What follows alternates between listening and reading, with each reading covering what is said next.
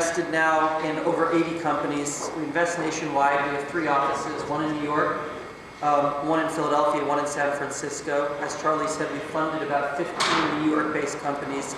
Average initial investment in New York has been about $600,000 per company.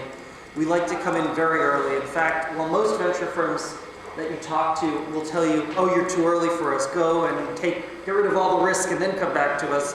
The most common reason we pass actually is because people are too late for us. We typically fund PowerPoints, we fund prototypes, we fund pre-revenue, pre-launch companies all the time. A large part of what we do is work with companies before we fund them and then through funding to help them try to figure out what are the key risks, what are the key milestones, what are the key sort of enterprise value creation points that you need to accomplish in the first 6 to 9 to 12 months of your business to really help create a lot of enterprise value. We tend to invest in software-related businesses, both consumer and enterprise, about 60% consumer, 40% enterprise. We like to fund capital-efficient companies, so part of our goal is to sort of say, can our $600,000 or $1 million help get you far enough along, help get you to market? My own personal story is I founded 3 companies. The first company I co-founded was Infonautics. Back in '91, it was an online information company running on Prodigy and CompuServe, and back then it took $5 million to get the first product shipped. Second company that I founded was a company called Heft.com, became the largest seller of used books, music, and movies, sold to eBay in 2000. If there was ever a month of a year to get acquired, it was February of 2000. But that took about $2 to $2.5 million to get the first product shipped.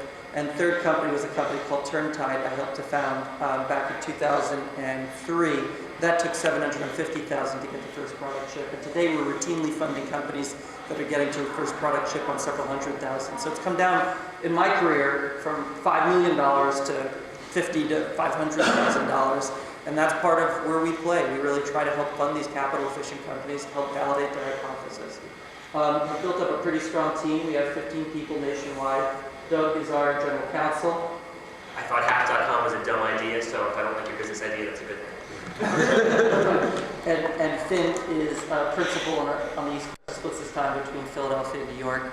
We have a few other partners that I hear are on the train, so hopefully we'll get here. But Howard Morgan, who runs our New York office, and Chris Fralick, who's based out of Philadelphia with me.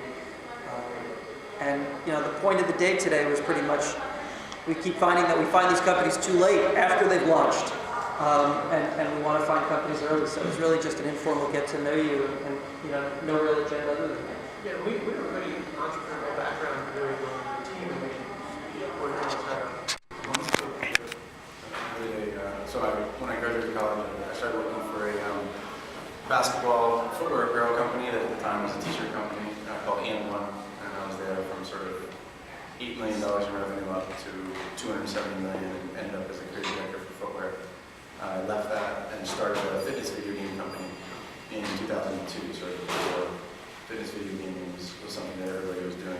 I was too early and I was also too naive, so I had the opportunity to make pretty much every mistake you could make as an entrepreneur, from choice of business partner to choice of funding sources to market timing and on how you handle when you get sued, on and on and on.